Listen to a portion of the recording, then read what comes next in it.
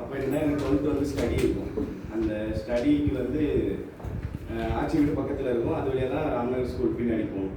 அப்போ என்ன பண்ணுவாங்கன்னா ஈவினிங் 6 o'clock விட்டுருவாங்க. 6 to 6:30, 5 to 6 வரைக்கும் ஸ்டடி இருக்கும்.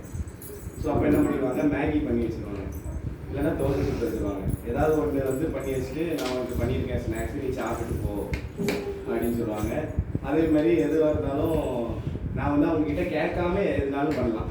அப்படிதான் நான் இருந்தேன். நான் எதுனாலும் பண்ணிட்டு தான் சொல்லுவேன், பெர்மிஷன்லாம் வாங்குறதே கிடையாது. அந்த மாதிரி அவங்க வந்து அந்த அளவுக்கு என்கிட்ட வந்து ஒரு இதாக இருந்தாங்க. ஸோ அவங்களுக்கு என்னென்னா சில்வியாவை வந்து அடுத்து ரொம்ப பிடிக்கும். சில்வியா வந்ததுக்கப்புறம் என்னோட இது ஃபுல்லாக அங்கே மாறிடுச்சு. அப்புறம் அந்த சில்வியாவை வந்து ரொம்ப பிடிக்கும் அவங்களுக்கு. சில்வியான்னே இது பண்ணுவாங்க. அப்புறம் அவங்களுக்கு என்ன ஒன்று ரொம்ப இதாக இருந்துச்சுன்னா, அவங்க எப்படியாவது இருந்து அவங்க வந்து பேர பிள்ளைய பார்த்துடணும் அப்படின்னு சொல்லி கூட்டம்பூட்டியை பார்த்துடணும்னு சொல்லிட்டு ரொம்ப அது வந்து சொல்லிக்கிட்டே இருந்தாங்க. எப்போனா நாங்கள் கல்யாணம் ஆகி போனதுலேருந்து அங்கே எப்போலாம் போகிறோமோ எப்போவும் சொல்லுவாங்க, நான் பார்க்கணும், நான் பார்த்துட்டு தான் என்ன பண்ணணும் கண்ணை மூடுவேன், நான் பார்த்துட்டு தான் வந்து இது பண்ண வேண்டினாங்க. பட் சரி ஓகே, இப்போ வந்து மேலே வந்து 2 பேரும் கடவுளை வந்து துதிச்சிட்டு இருப்பாங்க. ஸோ அதை நினச்சி நான் சந்தோஷம் தான் படுறேன். ஸோ மாம்சக்குரிய வாழ்க்கை இங்கே வந்து அவ்வளோதான். ஸோ ஆவிக்குரிய இதுதான் நித்திய ஜீவன். அதனால் அது என்றைக்கும் என் குழந்தைக்கும் சரி எங்கள் ஆட்சிக்கும் சரி அது வந்து நல்ல ஒரு கொடுப்பனையாக இருந்திருக்கு. அப்புறம் என்ன சொல்கிறது, ஆட்சி கூட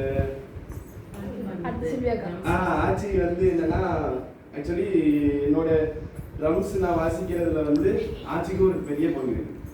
என்னன்னா நான் அங்கே போயிட்டு அந்த இதுலலாம் உட்காந்து டப்பா எல்லாத்தையும் வச்சு அடிச்சுட்டு கிடப்பேன். ஸோ அதே மாதிரி அதுக்கப்புறம் அப்படியே பாட்டு நல்லா பாடுவாங்க, பாட்டு பாடிக்கிட்டே இருப்பாங்க. நான் எத்தனை பாட்டு பாடுங்கன்னு சொன்னாலும் அத்தனை பாட்டு பாடிக்கிட்டே இருப்பாங்க. சலிக்காமல் பாடிட்டு நான் எவ்வளோ நேரம் அடிக்கணும் அவ்வளோ நேரம் உட்காந்துக்கிட்டே இருப்பாங்க.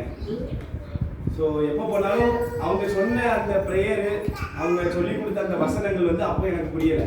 அதாவது அவங்க என்ன சொல்லுவாங்கன்னா, மற்றவங்களை மன்னிக்கணும், நீ கோவப்படக்கூடாது, நீ வந்து அனுசரித்து போகணும், சில்வியா கிட்ட கோவப்படக்கூடாது, அப்பா அம்மா கிட்ட கோவப்படக்கூடாது, எல்லாத்துக்கும்.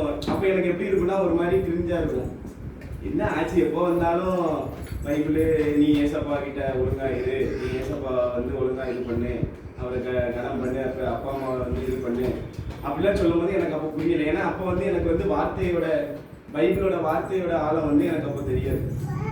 ஸோ அதோட ஆழம் வந்து புரிய ஆரம்பிச்ச பிறகு தான் எனக்கு இப்போ என்ன தோணுச்சுன்னா, முன்னோர்கள்லாம் வந்து நமக்கு வந்து ரொம்ப முக்கியம் நம்ம லைஃப்பில் அப்படிங்கிறது ரொம்ப வந்து ஒரு ஃபீல் ஆச்சு.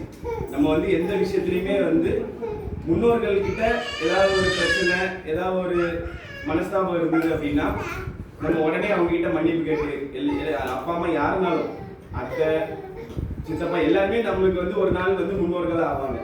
ஸோ சரி அப்போ நம்ம யாருக்கிட்டையும் எந்த வித மனஸ்தாபமும் வைக்கக்கூடாதுன்னு சொல்லிட்டு அதை நான் புரிஞ்சுக்கிட்டேன். அது இப்போ தான் புரியுது. அவங்க சொல்லி கொடுத்த அந்த வேத வசனங்கள் எல்லாமே வந்து இப்போ தான் எனக்கு லைஃப்பில் ஒவ்வொன்றையும் ட்ராவல் ஆகும்போது அண்டர்ஸ்டாண்ட் ஆகும். ஸோ இவ்வளோ இது கற்றுக் கொடுத்துருக்காங்க.